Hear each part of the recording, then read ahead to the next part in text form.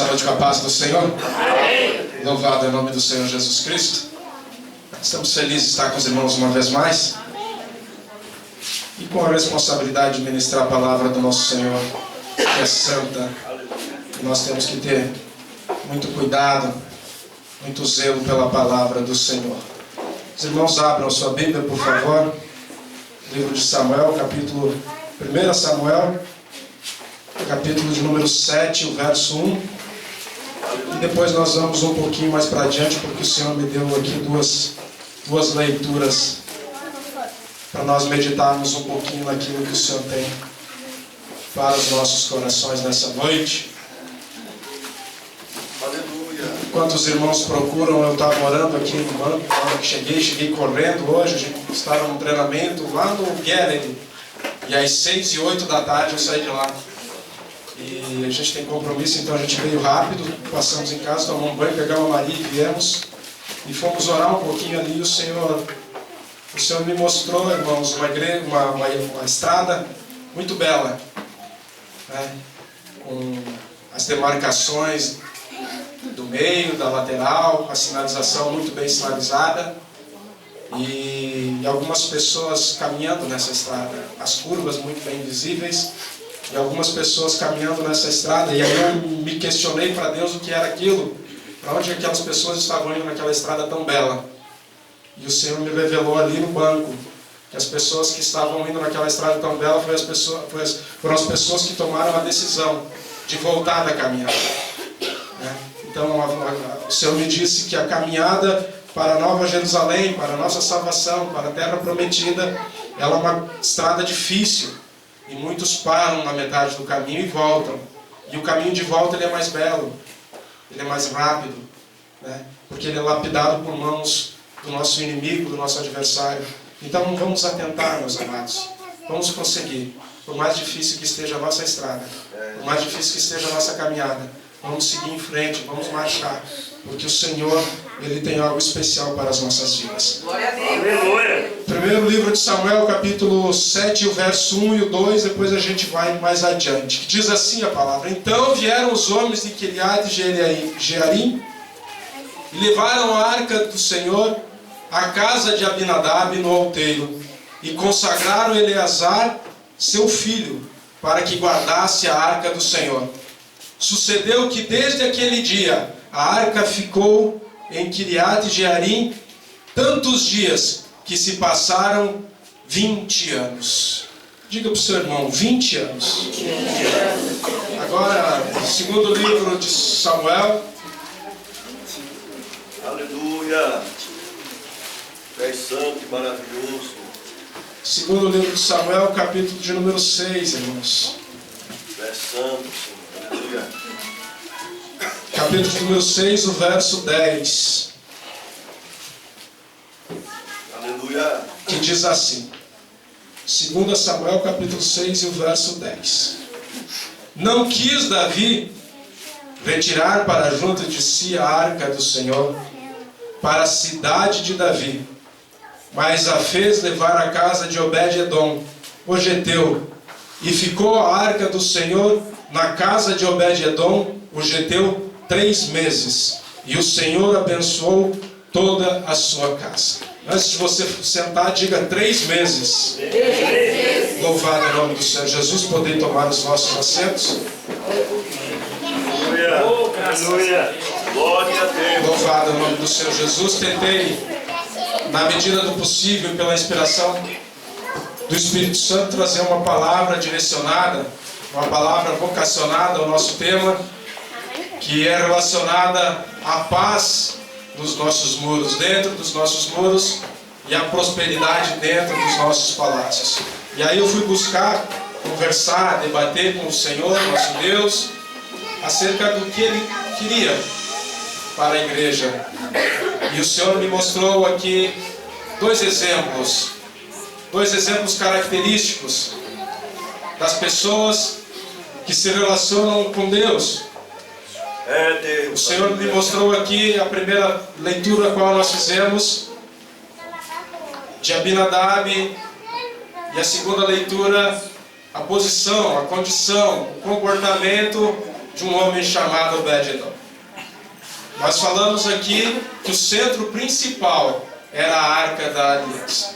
Todos nós sabemos que a Arca da Aliança foi uma indumentária, foi uma construção feita por Moisés sob a orientação divina, sob a orientação do próprio Deus, onde dentro dessa arca, dentro desse quadrado, que não era um quadrado na verdade, ele era um retângulo que tinha aproximadamente 2,5 côvados de comprimento, que é correspondente a algo em torno de 1 metro a 1,15 m.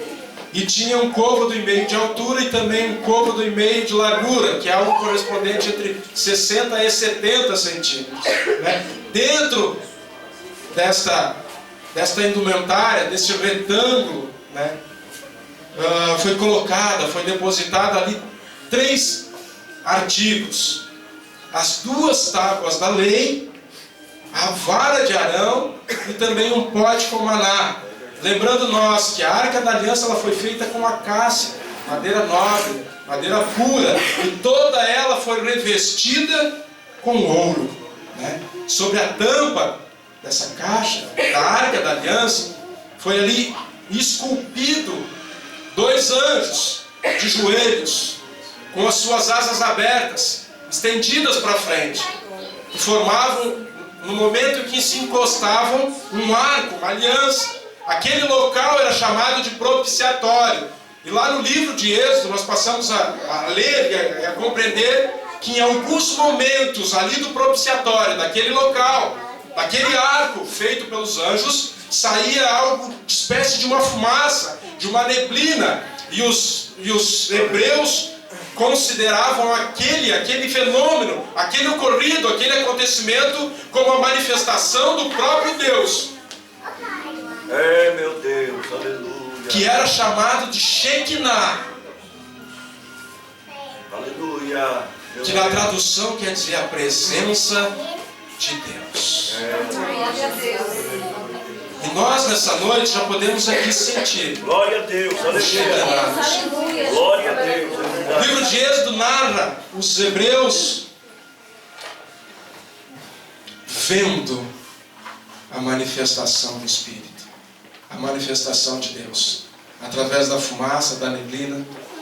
Meu Deus. Eles podiam ver, eles podiam contemplar com os seus olhos. Mas nós estamos na era em que nós não podemos enxergar, mas nós podemos sentir. Nós não podemos contemplar com os nossos olhos, mas nós podemos sentir com o nosso espírito. Grande maioria de nós aqui tem TV em casa, tem internet em casa. E todas elas têm um aparelho que se chama receptador. Em algum lugar tem uma antena maior, um aparelho maior, um satélite maior, que emana as ondas. As ondas. E o receptor dos nossos lares recebe então o canal da televisão e recebe então o sinal da internet. É assim ou não é? Vamos usar isso para a presença do Espírito Santo. Nós temos um Deus maior, que é o nosso satélite, que é a nossa estrela grande, que é a nossa estrela guia, e nós somos os receptores. Quando tá ruim o canal da televisão, a gente coloca até um bombril na ponta da antena para sair o chuvisco, para não dar interferência. A gente vira para lá, vira para cá, até pegar o canal na frequência certa, sem chuvisco, sem rabisco. E nós somos o receptor do Senhor. Quando nós estamos na posição certa, nós recebemos as mensagens, nós recebemos do Senhor. Porque o canal está em alta frequência. Só nós, só cada um de nós pode receber em alta frequência o que o Senhor quer de nós. E aqueles homens, eles podiam contemplar, eles podiam olhar. O nosso tempo é um tempo que nós precisamos nos sintonizar diante da presença do Senhor. Deste jeito que eu estou me comportando, não está dando sinal, tem interferência, tem algo interferindo. Eu preciso virar, eu preciso mudar, eu preciso me transformar, para que eu venha receber as ondas celestes. Ondas mais ondas, irmão. Aquelas emanadas pelo Espírito Santo. Glória a Deus. Aleluia. Aquelas emanadas pelo Espírito Santo. Aquelas emanadas pelo Espírito Santo. Porque Jesus Cristo diz: eis que eu vou partir, eu vou subir, eu vou com meu Pai. Mas eu não vos deixarei só. Graças a Deus, aleluia. Jesus Cristo, nessa analogia, nessa parábola, é o nosso assistente técnico. Fica tranquilo. Eu vou arrumar a frequência para que vocês sempre tenham a condição de receber o sinal, Aleluia, Jesus. a interferência, a onda do Espírito Santo. Então, em algum momento, nós estamos numa caminhada que não é essa a direção. Quer dizer que se nós estamos na caminhada errada, o nosso receptor não está recebendo as ondas do Espírito. Nós precisamos virar, voltar, fazer algo diferente. Para que nós possamos colher um resultado diferente, nós precisamos mudar. Se nós fizermos a mesma coisa sempre, nós vamos receber e colher os mesmos resultados sempre. Nós precisamos mudar, fazer alguma coisa diferente. É sobre isso que nós vamos falar. Aleluia, meu Glória a Deus. É Aleluia. fazer alguma coisa diferente para o nosso Deus. Aleluia. A Bíblia narra que a arca foi tomada na época em que o povo, ele era governado, orientado por Eli. E houve um tempo que o povo foi lutar, foi pelejar. E Ofni e Finéias, filhos do profeta, pegaram a arca da aliança e levaram para o meio do campo de batalha. Esses homens estavam peleando, lutando. E eles pegaram a arca da aliança porque onde a arca da aliança ia, o povo contrário já temia, porque sabiam que era a presença do Deus dos israelitas. Meu Deus. Mas desta vez foi diferente, porque sabemos nós da história de como estava Ofni e Finéias, como estava o reino de Israel naquela época, corrompido, adorando outros deuses, adorando a postes ídolos. O próprio Ofni e Finéias usando do templo para outros meios, outros fins, dos quais não eram adorar a Deus. E nesse dia, o exército de Israel tombou. E a consequência do povo, a consequência da derrota, foi a tomada da arca da aliança pelos filisteus. Glória a Deus. Aleluia. Os filisteus agora tomaram a arca da aliança. O povo de Israel só lamentava. Os filisteus levam então a arca da aliança, entendendo eles que roubando a presença do Deus de Israel, roubariam as bênçãos também do povo de Israel. Meu Deus. Levam a arca e depositam nos templos do Deus Dagom. E a Bíblia narra que a arca ficou depositada no mesmo espaço, no mesmo ambiente que as imagens. E cada dia que amanhecia, as imagens amanheciam tombadas. Ora com o pescoço degolado e a imagem tombada. Ora a imagem toda tombada.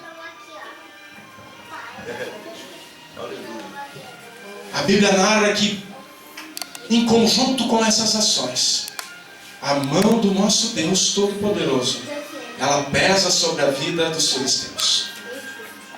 Muitas doenças, muitas pestes. Algumas Bíblias narram como tumores. Outras traduções vai além. Narra como hemorroidas, ratos, pestes. Deus pesou a mão sobre aquele povo. Chegou um tempo que ninguém mais, nem um vilarejo, nem uma cidade, ninguém mais queria ficar com a arca da aliança. Aí os filisteus se reúnem, chamam os seus príncipes e tomam a decisão do que fazer com a arca da aliança. E os príncipes tomam a decisão de devolver então para o povo de Israel. Porque o castigo sobre eles estava tão grande, a dor sobre eles estava tamanha, que aquilo que eles pensaram que era bênção na vida deles acabou se tornando em em maldição na vida dos filisteus. E eles depositam a arca perto de Kiriat Jearim. E a arca da aliança foi deixada na casa de um levita chamado Abinadab. Foi a leitura que nós fizemos. Aos cuidados do filho dele chamado Eleazar. Meu Deus. E permanece ali a arca da aliança por 20 anos.